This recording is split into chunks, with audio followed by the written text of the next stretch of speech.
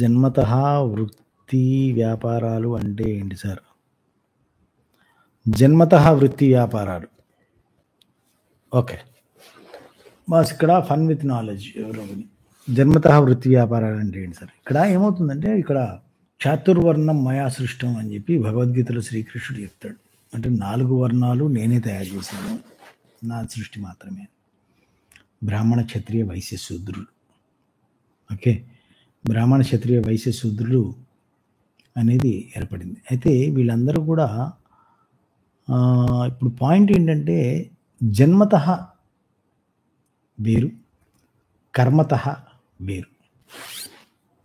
జనరల్‌గా ఎవరైనా గాని అంటే మన హిందూ ధర్మం ప్రకారం ఏంటంటే ఎవరు పుట్టినా సరే శూద్రులుగానే పుడతారు.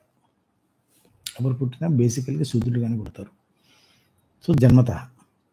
ఆ తర్వాత వాళ్ళ కర్మతః వాళ్ళు రకరకాల కేటగిరీస్‌లోకెళ్తారు. ఫర్ ఎగ్జాంపుల్ చెప్తాను. నేను జన్మతః శూద్రుడిగానే పుట్టాను. కానీ ఇప్పుడు నేను టీచింగ్ ప్రొఫెషన్‌లో ఉన్నాను. విద్యా బోధన చేస్తున్నాను. విద్యా బోధన చేస్తున్నాను కాబట్టి నేను కర్మతః బ్రాహ్మణుడు అయినట్లు లెక్క. గురువు అయినట్లు లెక్క. బ్రాహ్మణుడు. గురువు బోధిస్తుంటాడు బ్రాహ్మణుడు. రైట్? అలాగే ఒక వ్యక్తి బ్రాహ్మణ కుటుంబంలో పుట్టిండొచ్చు.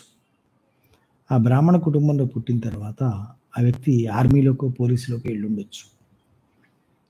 అప్పుడేమవుతుంది జన్మతః తను బ్రాహ్మణుడు గాని కర్మతః తను ఇప్పుడు క్షత్రియుడు. Is a warrior. రైట్? అలాగే ఒక వ్యక్తి మిలిటరీ ఫ్యామిలీలో పుట్టిండొచ్చు. జన్మతః.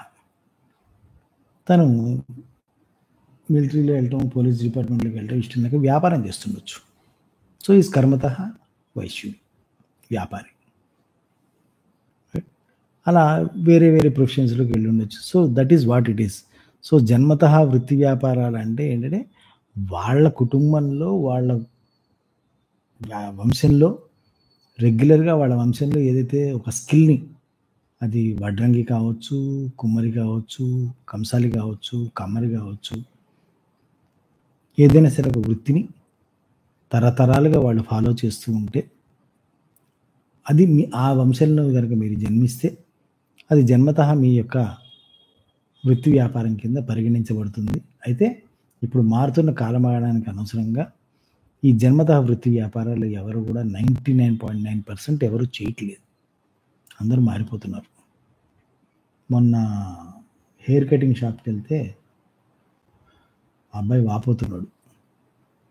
ఇదివరకు మా వంశస్థులు, మా కుటుంబీకులు, మా బంధువులు మాత్రమే ఈ పని చేసేవాళ్ళండి. ఇప్పుడు ఫ్యాషన్ పేరుతోటి ప్రతి వాళ్ళు వచ్చేస్తున్నారు. బ్రాహ్మణులు కూడా వచ్చేస్తున్నారు. హెయిర్ స్టైలింగ్, స్పా అని చెప్పి.